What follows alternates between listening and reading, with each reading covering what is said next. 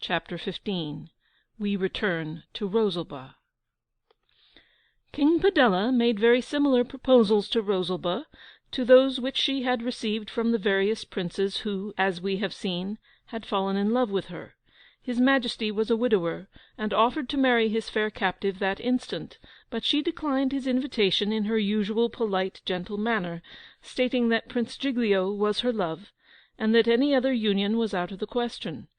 Having tried tears and supplications in vain, this violent-tempered monarch menaced her with threats and tortures, but she declared she would rather suffer all these than accept the hand of her father's murderer, who left her finally, uttering the most awful imprecations, and bidding her prepare for death on the following morning. All night long the king spent in advising how he should get rid of this obdurate young creature. Cutting off her head was much too easy a death for her. Hanging was so common in his Majesty's dominions that it no longer afforded him any sport. Finally, he bethought himself of a pair of fierce lions which had lately been sent to him as presents, and he determined, with these ferocious brutes, to hunt poor Rosalba down. Adjoining his castle was an amphitheatre, where the prince indulged in bull-baiting, rat-hunting, and other ferocious sports. The 2 lions were kept in a cage under this place. Their roaring might be heard over the whole city, the inhabitants of which, I am sorry to say, thronged in numbers to see a poor young lady gobbled up by 2 wild beasts. The king took his place in the royal box, having the officers of his court around, and the Count Hogginarmo by his side, upon whom his Majesty was observed to look very fiercely. The fact is, royal spies had told the monarch of Hogginarmo's behaviour, his proposals to Rosalba, and his offer to fight for the crown. Black as thunder looked King Padella at this proud noble, as they sat in the front seats of the theatre waiting to see the tragedy whereof poor Rosalba was to be the heroine. At length that princess was brought out in her nightgown, with all her beautiful hair falling down her back, and looking so pretty that even the beef-eaters and keepers of the wild animals wept plentifully at seeing her. And she walked with her poor little feet, only luckily the arena was covered with sawdust, and went and leaned up against a great stone in the centre of the amphitheatre, round which the court and the people were seated in boxes, with bars before them, for fear of the great, fierce, red-maned, black-throated, long-tailed, roaring, bellowing, rushing lions. And now the gates were opened, and with a whirra-warru-rara-warr, 2 great, lean, hungry, roaring lions rushed out of their den, where they had been kept for 3 weeks on nothing but a little toast and water, and dashed straight up to the stone where poor Rosalba was waiting. Commend her to your patron saints, all you kind people, for she is in a dreadful state. There was a hum and a buzz all through the circus, and the fierce King Padella even felt a little compassion. But Count Hogginarmo, seated by his Majesty, roared out, "Hooray! Now for it! So, that nobleman being uncommonly angry still at Rosalba's refusal of him. But, oh strange event! Oh remarkable circumstance! Oh extraordinary coincidence, which I am sure none of you could by any possibility have divined! When the lions came to Rosalba, instead of devouring her with their great teeth, it was with kisses they gobbled her up. They licked her pretty feet, they nuzzled their noses in her lap, they mooed, they seemed to say, "Dear, dear sister, don't you recollect your brothers in the forest?" And she put her pretty white arms round their tawny necks and kissed them. King Padella was immensely astonished. The Count Hogginarmo was extremely disgusted. "Pooh!" the Count cried. "Gammon!" exclaimed his lordship. "These lions are tame beasts, come from Wombwells or Astleys. It's a shame to put people off in this way. I believe they are little boys dressed up in doormats. They are no lions at all." "Ha!" said the king. "You dare say gammon to your sovereign, do you? These lions are no lions at all, aren't they? Ho! my beef-eaters, ho, my bodyguard! Take this Count Hogginarmo and fling him into the circus. Give him a sword and buckler, let him keep his armour on and his weather eye out, and fight these lions." The haughty Hogginarmo laid down his opera-glass, and looked scowling round at the king and his attendants. "Touch me not, dogs," he said, "or by St. Nicholas the Elder I will gore you. Your Majesty thinks Hogginarmo is afraid? No, not of 100,000 lions. Follow me down into the circus, King Padella, and match thyself against one of yon brutes. Thou darest not. Let them both come on, then," and opening a grating of the box, he jumped lightly down into the circus. Whirra, whirra, whirra, whirra. In about 2 minutes, the Count Hogginarmo was gobbled up by those lions, bones, boots, and all, and there was an end of him. At this the king said, "Serve him right, the rebellious ruffian.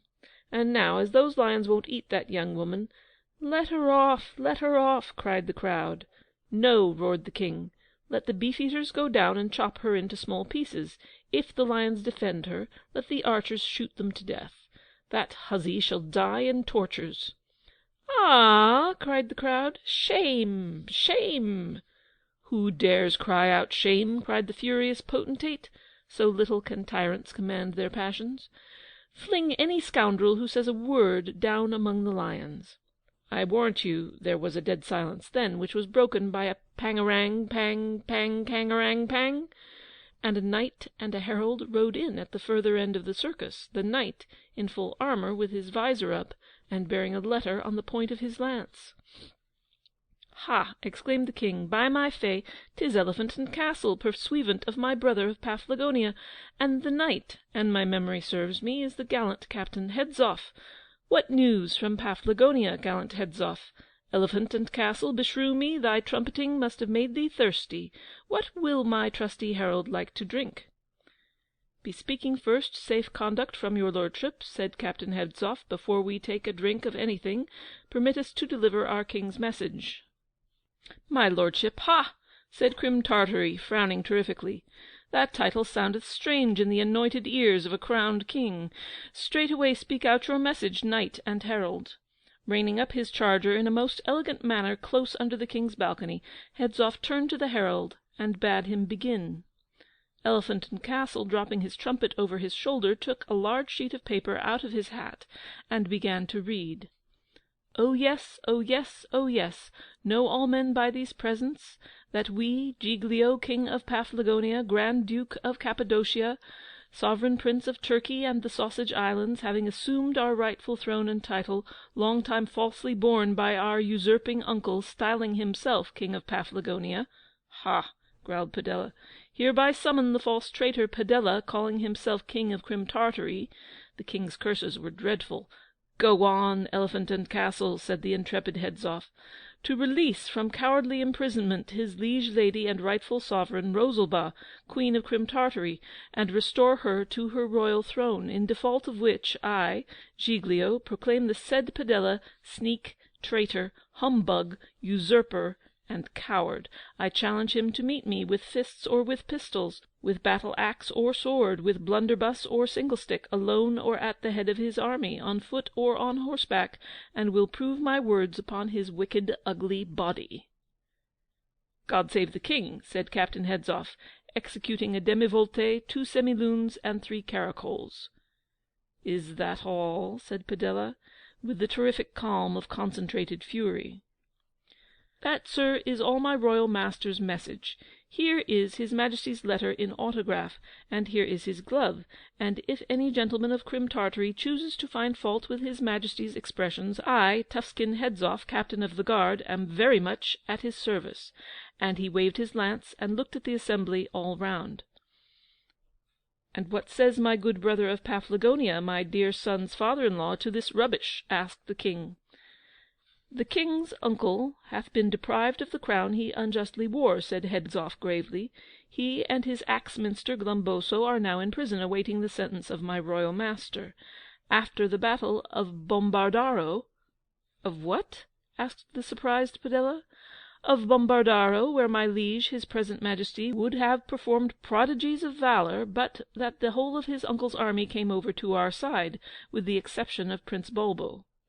"Ah, my boy, my boy, my Bulbo was no traitor," cried Padella. "Prince Bulbo, far from coming over to us, ran away, sir, but I caught him. The prince is a prisoner in our army, and the most terrific tortures await him if a hair of Princess Rosalba's head is injured." "Do they?" exclaimed the furious Padella, who was now perfectly livid with rage. "Do they indeed? So much the worse for Bulbo. I've 20 sons as lovely each as Bulbo, not one but is as fit to reign as Bulbo.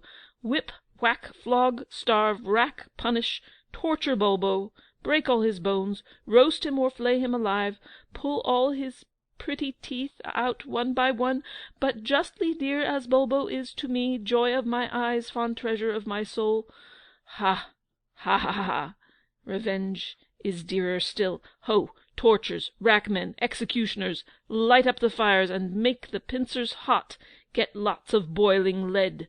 Bring out ROSALBA." The end of chapter 15, The Rose and the Ring, by William Makepeace Thackeray.